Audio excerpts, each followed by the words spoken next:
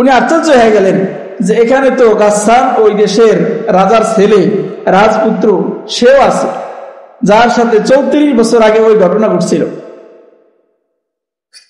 হযরতে মুআবিয়া রাদিয়াল্লাহু তাআলা আনহুকে সে চিনতে পারে নাই। হযরতে মুআবিয়া রাদিয়াল্লাহু তাআলা আনহু অতি উত্তম রূপে তার সেবা শুশ্রূষা করার পরে, সব ধরনের সবকিছু ব্যবস্থাপনা করার পরে তার কাছে গিয়ে বললেন যে আজকে আপনি এখানে থাকার কারণে আপনার সম্মানে আমি সকলকে মুক্তি করে দিলাম। আপনি আমাকে চিনতে পারছেন?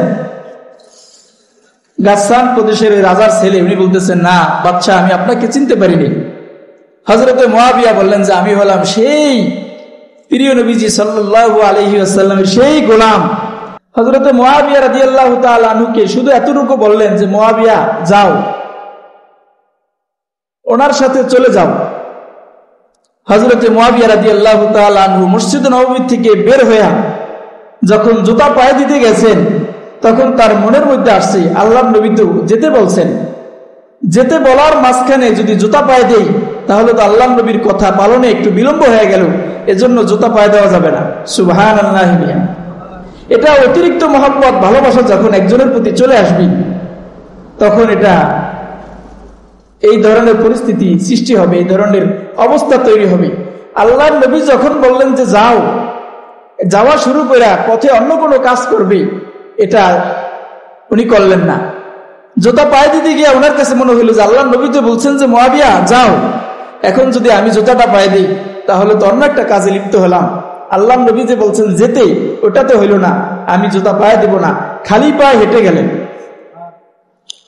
খালি পায়ে হাঁটতে হাঁটতে হাঁটতে হাঁটতে দীর্ঘ পথ হাঁটা লাগলো। কতক্ষণ মরুভূমি, কতক্ষণ পাহাড়ে ভূমি, কতক্ষণ পাথর ইত্যাদি হাঁটতে হাঁটতে হযরতে মুআবিয়া রাদিয়াল্লাহু তাআলার পা ফেটে রক্ত বের হয়ে গেল। আল্লাহর নবী সাল্লাল্লাহু আলাইহি ওয়াসাল্লামের যে কোনো কথা পালন করার জন্য নিজের জীবনকে বিলীন পর্যন্ত করে দিতেন। প্রসঙ্গক্রমে একটা ঘটনা মনে আসছে। একবার রাসূল করিম সাল্লাল্লাহু আলাইহি ওয়াসাল্লামের দরবারে গাসসান প্রদেশের রাজপুত্র উনি আসছেন আল্লাহর নবীর সাথে সাক্ষাৎ করার জন্য। গাসসান দেশের রাজপুত্র সাক্ষাৎ করার জন্য আসার পরে বিভিন্ন কথাবার্তা হওয়ার পরে যখন বিদায় নিয়ে চলে যাবেন, আল্লাহর নবীকে বললেন যে ইয়া রাসূলুল্লাহ, আমি আপনাকে কিছু হাদিয়া দিতে চাই, কিছু উপঢৌকন দিতে চাই, আপনি কি এটা গ্রহণ করবেন? তখনও সে খ্রিস্টান ছিল, মুসলমান হয় নাই। তো আল্লাহর নবী সাল্লাল্লাহু আলাইহি ওয়াসাল্লাম বললেন যে হাদিয়া উপঢৌকন গ্রহণ করার ক্ষেত্রে কোনো বাধা নাই, আমি এটা নিতে পারবো, আপনি দেন। তখন এই রাজপুত্র উনি বললেন যে হাদিয়াটা তো আমার সাথে নাই, অনেক দূরে আমার কাফেলা আছে, ওইখানে রাখা আছে, আপনি একজন লোক আমার সাথে দেন, তাকে নিয়ে আমি যাব, তার কাছে আমি আমার এই হাদিয়াটা আপনার জন্য পৌঁছে দিব, আপনার জন্য দিয়ে দিব, সে এনে আপনাকে দিয়ে দিবে। আল্লাহর নবী সাল্লাল্লাহু আলাইহি ওয়াসাল্লাম দেখলেন ওই সময় যে সাহাবারা নবীজির বিশেষ খেদমত গুলা করতেন তারা কেউ তখন সামনে নাই। আল্লাহর নবী সাল্লাল্লাহু আলাইহি ওয়াসাল্লাম হযরতে মুআবিয়া রাদিয়াল্লাহু তাআলা আনহু নবীর সামনে ছিলেন। হযরতে মুআবিয়া রাদিয়াল্লাহু তাআলা আনহুকে শুধু এতটুকু বললেন যে মুআবিয়া যাও, ওনার সাথে চলে যাও। হযরতে মুআবিয়া রাদিয়াল্লাহু তাআলা আনহু মসজিদ নববী থেকে বের হয়ে যখন জুতা পায়ে দিতে গেছেন, তখন তার মনের মধ্যে আসছে আল্লাহর নবী তো যেতে বলছেন, যেতে বলার মাঝখানে যদি জুতা পায়ে দেই তাহলে তো আল্লাহর নবীর কথা পালনে একটু বিলম্ব হয়ে গেল, এজন্য জুতা পায়ে দেওয়া যাবে না। সুবহানাল্লাহ।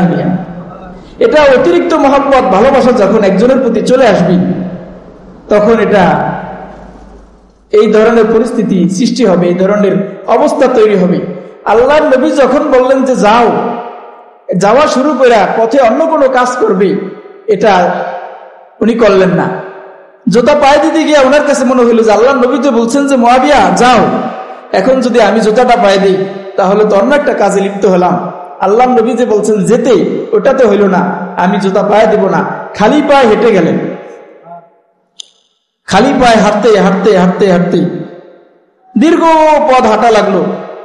কতক্ষণ মরুভূমি, কতক্ষণ পাহাড়ে ভূমি, কতক্ষণ পাথর ইত্যাদি, হাঁটতে হাঁটতে হযরতে মুআবিয়া রাদিয়াল্লাহু তাআলা আনহুর পা ফেটে রক্ত বের হয়ে গেল। অনেকক্ষণ হাঁটা লাগলো, পা ফেটে বিভিন্ন জায়গায় রক্ত বের হইতেছে। আর গাসসান রাজপুত্র উনি ঘোড়ায় চড়তেছে, ওনার জুতা জোড়া ঘোড়ার নির্দিষ্ট জায়গায় রাখা আছে। এক পর্যায়ে হযরতে মুআবিয়া রাদিয়াল্লাহু তাআলা আনহু কুলাইতে না পেরে, নিজের কষ্ট সহ্য করতে না পেরে ওনাকে বললেন যে আপনি তো ঘোড়ায় আছেন, আপনার স্যান্ডেল জোড়া, আপনার জুতা জোড়া আমাকে দেন, আমি এটা পায়ে দিয়ে একটু হাঁটি। গাসসান প্রদেশের রাজপুত্র খ্রিস্টান ছিল, সে তখন তার সাথে খুবই খারাপ একটা আচরণ করল।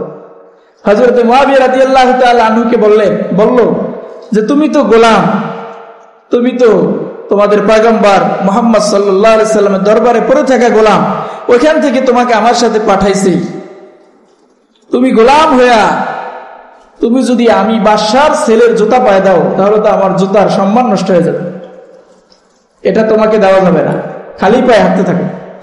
আরো বিভিন্ন কথা বলে লাঞ্ছন অপমানিত করলেন। হযরতে মুআবিয়া রাদিয়াল্লাহু তাআলা আনহু ধীরে সুস্থে ধৈর্যের সাথে তার সাথে চললেন।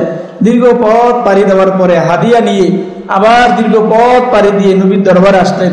এসে নবীজি সাল্লাল্লাহু আলাইহি ওয়াসাল্লামকে পথে ঘটে যাওয়া সকল ঘটনা বললেন। আল্লাহর নবী বললেন যে মুআবিয়া, তুমি তাহলে চলে আসতা, এত অপমান এত লাঞ্ছনা পাওয়ার পর তুমি কেন তার সাথে গেলা, তুমি চলে আসতা। হযরতে মুআবিয়া বললেন যে ইয়া রাসূলুল্লাহ, আপনি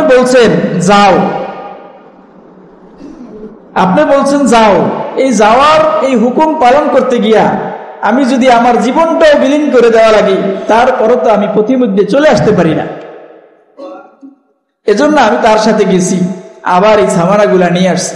আল্লাহ নবী সাল্লাল্লাহু আলাইহি ওয়াসাল্লাম এত খুশি হলেন, নবীর এই কথাটা এত গুরুত্ব দিয়া মানছে, এই কারণে নবীজি সাল্লাল্লাহু আলাইহি ওয়াসাল্লাম হযরতে মুআবিয়াকে একটা উপাধি দিলেন, আহলামু উম্মতি মুআবিয়া, আমার উম্মতের সবচেয়ে বেশি ধৈর্যশীল মানুষ, সহনশীল মানুষ, অন্যকে প্রাধান্য দেওয়ার মানুষ হযরতে মুআবিয়া রাদিয়াল্লাহু তাআলা। এই তো কষ্ট করলেন, এত ত্যাগ করলেন, বলেন দেখি এটা রব্বুল আলামিন দেখছেন কি দেখেন নাই? সুবহানাল্লাহি ওয়া বিহামদিহি। যে এই ঘটনা ঘটার দীর্ঘ 34 বছর পরে হযরতে মুআবিয়া রাদিয়াল্লাহু তাআলা আনহু যখন বাদশা হয়েছেন, তখন ওই গাসসান ওই অঞ্চলের সাথে মুসলমানদের যুদ্ধ হয়েছে। মুসলমানদের যুদ্ধ হওয়ার পরে গাসসান ওই অঞ্চলে মুসলমানরা বিজয় লাভ করে সকল বাসিন্দাদেরকে বন্দী করে হযরতে মুআবিয়া রাদিয়াল্লাহু তাআলা আনহুর কাছে নিয়ে আসছেন।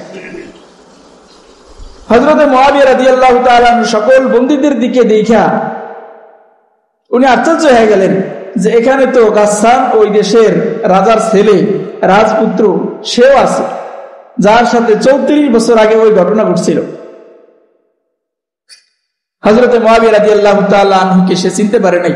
হযরতে মুআবিয়া রাদিয়াল্লাহু তাআলা আনহু অতি উত্তম রূপে তার সেবা শুশ্রূষা করার পরে, সব ধরনের সবকিছু ব্যবস্থাপনা করার পরে তার কাছে গিয়ে বললেন যে আজকে আপনি এখানে থাকার কারণে আপনার সম্মানে আমি সকলকে মুক্তি করে দিলাম, আপনি আমাকে চিনতে পারছেন? গাসসান প্রদেশের রাজার ছেলে উনি বলতেছেন, না বাদশা, আমি আপনাকে চিনতে পারিনি। হযরতে মুআবিয়া বললেন যে আমি হলাম সেই প্রিয় নবীজি সাল্লাল্লাহু আলাইহি ওয়াসাল্লামের সেই গোলাম, যেই গোলাম আপনার সাথে হাঁটতে গিয়ে আপনার জুতা এই গোলামের পায়ে পড়ার যোগ্য ছিল না, আমি হলাম সেই গোলাম। এই দৃশ্য দেখা গাসসান প্রদেশের ওই রাজার ছেলে সে হতভম্ব হয়ে গেল যে ইসলামের বিধিবিধান, ইসলামের শিষ্টাচার, ইসলামের নিয়ম, ইসলাম যারা গ্রহণ করে তাদের আচার আচরণ, তাদের ব্যবহার এত সুন্দর হইতে পারে, তাহলে তো আমরা কত পিছে পড়ে রয়ে গেছি, এত পিছে আর থাকা যাবে না, দ্রুত ইসলামের ছায়া তলে নিজেকে নিয়ে আসতে হবে।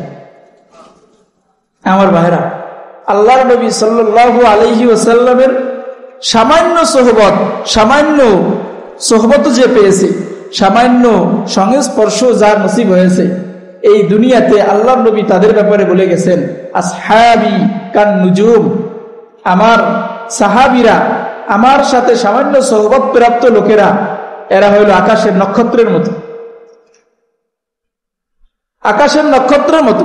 সমুদ্রের মধ্যে যখন নাবিক পথ হারায় যায়, নাবিক যখন চিনে না কোন পথে গেলে সে গন্তব্যে বুঝতে পারবে, তখন আকাশের বিশেষ বিশেষ নক্ষত্রকে ফলো করে সে কিন্তু একটা লোকেশন ট্র্যাক করে, একটা ভালো জায়গায় সে বুঝতে পারে, গন্তব্যে বুঝতে পারে। আল্লাহর নবী সাল্লাল্লাহু আলাইহি ওয়াসাল্লাম একটা দৃষ্টান্ত দিলেন যে আমি পৃথিবী থেকে চলে যাওয়ার পরে এই পুরা পৃথিবী ব্যাপী আমার যত উম্মতরা তোমরা থাকবা, তোমরা কিন্তু এরকম দিক বিদিক শূন্য, দিশেহারা নাবিকের মতো তোমরা ছোটাছুটি করতে থাকবা।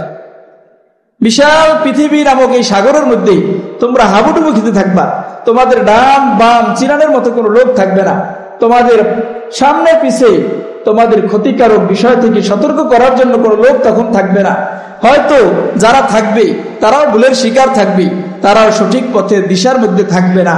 তখন তোমরা সঠিক গন্তব্য জান্নাতের রাস্তায় চলতে হলে আকাশের নক্ষত্র দেখে নাবিক যেরকম গন্তব্য ঠিক করে, আমার রেখে যাওয়া এই সাহাবীদের জীবন চরিত্র দেখে, আমার রেখে যাওয়া সাহাবীদের এই আদর্শ দেখে তোমরা তোমাদের গতিপথ ঠিক করো, তোমরা তোমাদের জীবনের চলার পথটা নির্ধারণ করে নিও।